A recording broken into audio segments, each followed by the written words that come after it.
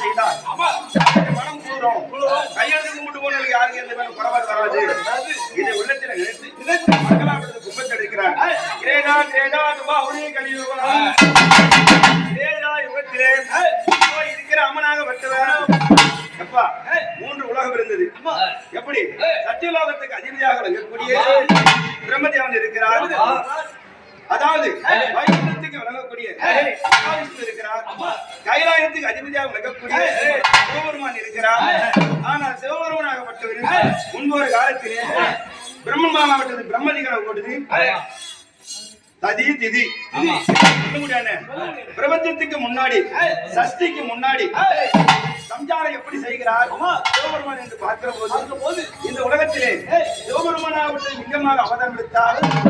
லிங்கமாக அவதாரம் எடுக்க போது அப்பா நாமனாகப்பட்டவரும் பிரம்மதேவனாக நாமனாகப்பட்டவரும் இந்த நாராயண மூர்த்தியும் என்ன செய்தார்? யார் உலகத்திலே பெரிய கடவுள் கேட்க பார்த்தார்கள். நான் உன்ன படைச்சென்றான், இவன் என்ன படைச்சென்றான் அப்படின் போது நாராயணனுடைய முத்திகாமலே பிறந்து நாராயண மூர்த்தி ஆகப்பட்டது சொல்லுகிறார். நான் உனக்கு பிதாவாகிறேன், என்னுடைய நாவில இருந்தானே பிறந்திருக்கிறாய் அப்படின்னு சொன்ன உடனே நானும் இந்த உலகத்திலே முந்தி பிறந்தவன் நீ படைச்சுன்னு சொல்றீங்க, இது ரொம்ப வேடிக்கையா இருக்குது அப்படின்னு சொல்ல அதன் பிரகாரம் என்ன செய்தார்? அடி எழுதி தெரியாத மணி எழுதி தெரியாமல் லிங்கமாக தோன்றிவிட்டது. லிங்கத்தை பார்க்கிற போது நம்மளுடைய கூட்டலை சண்டையை அப்ப நடத்தி கொள்வோம்.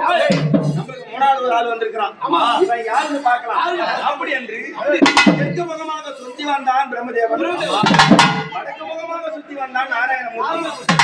அதனால ஒரு திருப்பதியில் தெற்கு வந்து தமிழ்நாட்டில் உட்கார்ந்து போது அப்பா அன்னபட்சி வாகனமாக அவதாரம்